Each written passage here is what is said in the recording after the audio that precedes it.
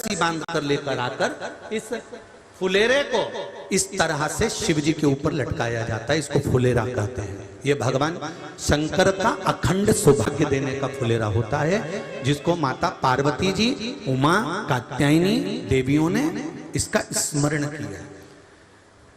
एक गोल होता है, गोल, चौकोर, तिरछा, जिस तरह से भी बनाना हो, पर शिव जी के ऊपर नीचे शंकर भगवान होते हैं। ये थोड़ा ऊंचा, जिससे पूजन भी आराम से हो जाए, इसको ऊंचाई की ओर लगाया जाता है, जिससे भगवान, जैसे अपन जलाधारी लगाते हैं उसी तरह से इस फुलेरे को लगाया जाता है। तो इस फुलेरे में कहीं ना कहीं पत्तियों को भी लगाना चाहिए। माला के साथ में कोई आम की पत्ती हुई, अशोक की पत्तियां हुई, उसका भी स्मरण इसमें आता है महाराज, उसका भी स्मरण। जैसे भगवान देवाधिदेव महादेव का शिवलिंग का जब दर्शन हो गए सबको फुलेरा का, अरे जम के तो बोलो, हो गए ना। और जितने लोग आस्था पर सुन रहे हैं, जितने लोग फेसबुक यूट्यूब पर सुन रहे हैं, अगर आपके स्मरण में फुलेरा नहीं हो तो उसका दर्शन अवश्य करिएगा। शिव मंदिर में अगर जलाधारी भी लगी हुई है तो जलाधारी से फूल बांधकर नीचे की ओर लटकाना चाहिए, पर लटकाना।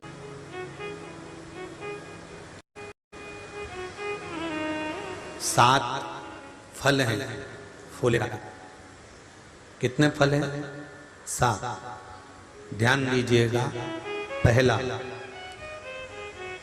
फुलेरा जो नारी व्रत करती आती है और व्रत कर्म उसका चलता रहता है, उस व्रत कर्म के अंतर्गत मान लो किसी कारणवश बीमारी में, कोई गमी के अंतर, कोई सूतक सावड़ के अंतर्गत अगर नारी पूजन नहीं कर पाती है, पूजन नहीं कर पाई और उसने केवल फुलेरे का दर्शन ही कर लिया, अपने पलंग पर पड़ी पड़ी भी फुलेरे का दर्शन कर लिया है, तो नारी को हरतालिका तीज के व्रत का फल प्राप्त हो जाता है।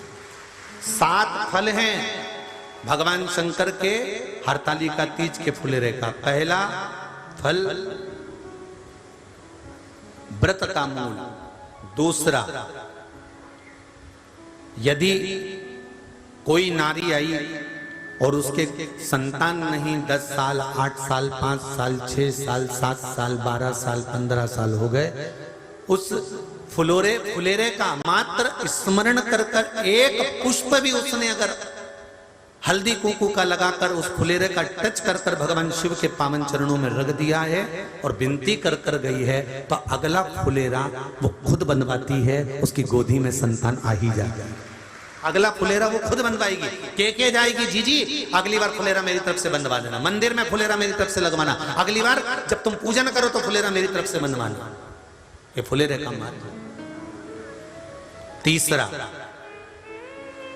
महाराज हम कोई दान, गौदान, हरतालिका तीज की किताब है आपके यहाँ, जो लोग पढ़ते होंगे हरतालिका तीज की किताब, उसमें लिखा है ब्राह्मण देव को ये दान देना है, ऐसा दान देना है। अब कोई गरीब है, कोई साधारण है, नहीं है किसी की कैपेसिटी, नहीं दे सकता, तो क्या होता है? तो कहा हम गौदान नहीं कर पाते, हम स्वर्ण दान नहीं कर पाते, हम वस्त्र दान नहीं कर पाते, हम मुद्रा दान नहीं कर पाते, हम अन्न दान नहीं कर पाते, हम ये सारे दान अगर नहीं भी कर पाते हैं तो शिव महापुराण की कथा कहती है तीसरा फल फुलेरे का है कि मात्र फुलेरे का दर्शन, स्पर्श कर लेने से सारे दानों का पुण्य फल प्राप्त हो जाता है। यह तीसरा फल फुलेरे। अब हरतालिका तीज का फुलेरे का चौथा महत्व है महाराज। चतुर्थ महत्व हरतालिका तीज के फुलेरे का है, जो कुंवारी कन्या हरतालिका व्रत करती है, पहली बार जो हरतालिका तीज का व्रत करती हैं या हरतालिका तीज का उद्यापन कर देती हैं, या किसी कारणवश शरीर ऐसा नहीं रहा कि बिना पानी के नहीं रह सकती, तो 2 बूंद अगर उन्होंने पानी भी पी लिया है या कोई कारणवश एक कुछ गलती हो भी गई है तो मात्र फुलेरे का दर्शन कर लेने से वो गलती शंकर स्वीकार कर कर उसको क्षमा कर देते हैं। ये चतुर्थ भाव के अंतर।